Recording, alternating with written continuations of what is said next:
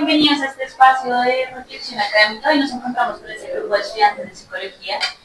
mediante los cuales tendremos un gran análisis sobre el concepto de salud mental y cómo las diferentes concepciones han variado a través de la historia, desde las explicaciones sobrenaturales hasta lo que ya son modelos contemporáneos.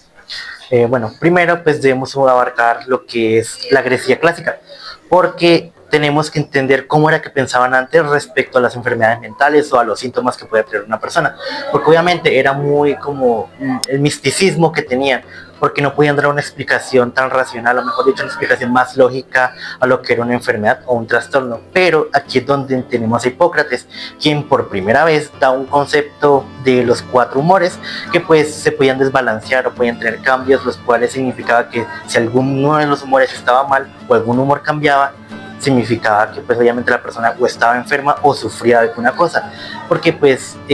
la Grecia clásica tenía un concepto muy distinto respecto a las enfermedades, porque era como que no, Zeus te castigó, no, que eso, aquello, no, que no. Entonces eso cambió junto con Hipócrates.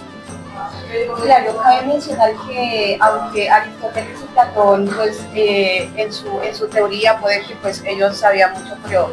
en la evolución ellos se quedaron en la teoría. Se podía decir que su filosofía era muy pura, pero o sea, literalmente no llegaron como a tratar a lo que viene siendo el alma como se debía tratar. Entonces, en la antigüedad solo se quedaron como con lo que son manicomios,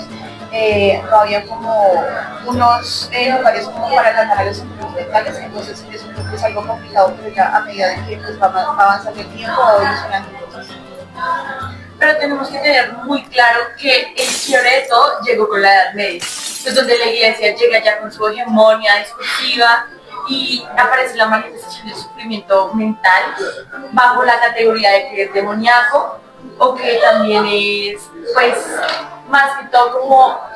nada basado como con la iglesia, porque es que quien se atrevía a desafiar en estos momentos a la iglesia podría sufrir ya torturas, castigos, entonces ya genera como un choque de análisis horrible. Entonces pues ya como contrastándolo con la psicología moderna, pues podemos ver cómo en estos momentos ya se abordan los trastornos psicológicos de una manera integral, ¿no? Ya podemos considerar como factores como la cognición, la cognición y pues el comportamiento, las relaciones interpersonales, también pues como que ofrecer trastornos más trastornos y como que tratamientos más efectivos. Bueno, lo genial de Foucault aquí es que él no se queda solamente en lo obvio. Cuando nos cuenta el gran encierro en Historia de la Locura, nos dice que esto no era un asunto solamente de meter locos en un manicomio, no, era más una estructuración y un control social acerca de todas las personas que eran consideradas incómodas en ese momento, como vagabundos, pobres, herejes, disidentes políticos, y bueno, nos hacía ver que la iglesia tenía el discurso, pero ya el Estado daba la forma de organización intrínsecamente como para el control social que buscaba. Sí, también además que nunca se consideraron como tal enfermos mentales aquellos que no cabían en la sociedad, se consideraban entes que eran totalmente alejados y que era incómodo tenerlos a los lados. Eran personas que no tenían la capacidad de estar en la sociedad y no podían comportarse. Y Foucault habla de que, pues, sumando a lo que dice mi compañero, tenía que la idea de encerrarlos, pero no encerrarlos en un manicomio, sino ponerlos en un espacio en el que puedan convivir, porque se entendía que era como un tipo de raza distinta a la humana. Entonces esa idea de Foucault fue la que empezó con el concepto del manicomio, pero no un manicomio para personas enfermas, sino, repito, un manicomio para personas que eran incómodas socialmente. Sí, ahí también podemos empezar a ver cómo se van relacionando conceptos de la filosofía moderna, porque Foucault pues habla de las relaciones de poder, de cómo, por ejemplo, la industria farmacéutica, los centros clínicos de atención psicológica y psiquiátrica pueden ser simplemente instituciones que buscan dominar o ejercer una normalidad o una anormalidad, cuando realmente Foucault hace énfasis en que no hay una manera correcta en ser humano. Eso se conecta también con uno de los pioneros de la filosofía moderna, con Descartes, que empezó con su discurso del método diciendo que debíamos cuestionarnos todo, de dudar de todo, incluso pensando en un solipsismo de que es posible que vivamos en un sueño, pero llega a la conclusión de que si pensamos existimos, cogito ergo sum. Entonces con eso sabemos que al pensar estamos haciendo una representación también de nuestra existencia y incluso podemos hablar de Bacon también, de que estableció que el conocimiento es poder también. Creo que es importante que nosotros mismos nos hagamos dueños de nuestro autocuidado y buscar nuestras propias alternativas y elegir exactamente cuál autoridad es la más adecuada para nosotros también. Cabe mencionar que cuando estamos hablando de fertilidad, por ejemplo, se podría decir que en la antigüedad las personas que tenían trastornos mentales eran pues encerrados en manicomios, literalmente eran como privados de la libertad, pero llegó cierto tiempo donde les quitaron las cadenas, pero igual volvieron como a lo mismo, se podría decir, pues en otros términos, ya como, no como locos, sino como pacientes como, bueno, vamos a experimentar ese paciente a través de, vamos a moldear su pensamiento, vamos a moldear su disciplina, a través de horarios estrictos,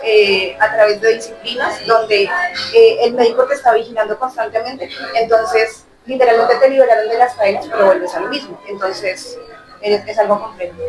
Digamos que también como para complementar un poco lo que dice Sori, en el siglo XVIII las personas con enfermedades mentales eran tratadas casi como animales encadenadas. Digamos que en este momento de la historia es cuando aparece Pinel, un médico francés, y básicamente lo que hizo fue quitar las cadenas y esto causó como un cambio por completo del enfoque. Básicamente él introdujo la idea de que los pacientes necesitaban de un tratamiento y no ser tratados de forma, digamos, como un tipo de castigo. Y pues también fue uno de los primeros en hablar sobre la terapia moral, de escuchar al enfermo, algo muy revolucionario para su época. Claro. No, y adicional también tenemos que tener que Foucault pues tenía su forma de pensar de que pues debemos de salir de lo ingenuos, de que no debemos de ser ingenuos y pues no creernos todo lo que nos dicen, aunque también tenemos el dualismo cartesiano, también tenemos el pensamiento de Kant, pues en general que también es aparte del dualismo cartesiano, y pues Bueno, o sea, eso también en los tratamientos actuales es clave, porque Foucault con respecto a esto nos diría como, cuidado, porque no es solo medicina. Cada vez que clasificamos un trastorno o que definimos algo como no saludable, hay todo un sistema diciendo qué tipos de sujetos son funcionales y qué tipos de sujetos no son funcionales para la sociedad. Porque podríamos preguntarnos, ¿por qué ahora el TDAH es una epidemia? Y porque ciertas depresiones son medicalizadas y otras no. Y pues aquí no queremos como entrar en temas de conspiración ni nada de eso, pero eso se podría ver como un manual de los diagnósticos, o sea, porque los diagnósticos crecen justo cuando el capitalismo también lo necesita. Ahí está como la biopolítica en todo su esplendor, están gestionando mentes para mantener todo el sistema rodando. Claro. Pues digamos también el impacto que tiene la psicofarmacología